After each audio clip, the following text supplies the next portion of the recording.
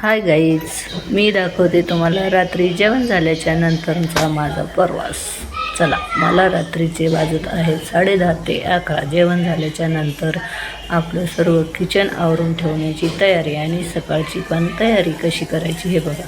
हे मी चहा केला आहे आत्ता. कशासाठी केला आहे नंतर सांगते मी तुम्हाला, कारण तर माझं आत्ता आवरलेलं आहे जेवण खाऊन पूर्ण काम. हे आणले तर आम्ही कडधान्य. हे पहा, हे तिळं आहेत आणि हे गावरान हरभरे आहेत. याची भाजी कशी करायची हे मला नक्कीच कमेंटमध्ये सांगा. हे कराळ आहे, काळी तिळं म्हणतात इकडे पुण्याला. हे डव साबण मुलांना लागते वापरायला म्हणून आणलेली आहे. तर माझा आजचा हे रात्रीचा उशिराचा प्रवास असतो. हे बघा, गळ्यामध्ये कचकच करते म्हणून मिठाचं पाणी घेतले थोडंसं. हे तेल भाजीपाला आणलेलं आहे, हे सोडून ठेवायचं काम आहे.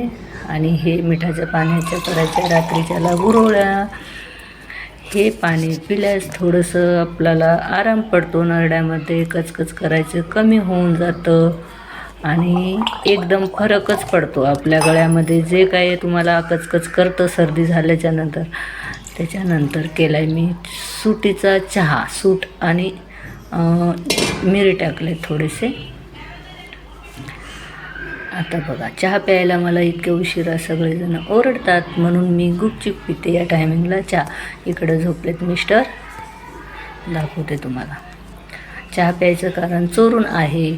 आणि हे हॉलमध्ये आहेत मुलं. हे पहा, मुलं दाखवते तुम्हाला. हे मुलगी झोपी गेले, मुलगा मोबाईल बघतोय आणि मी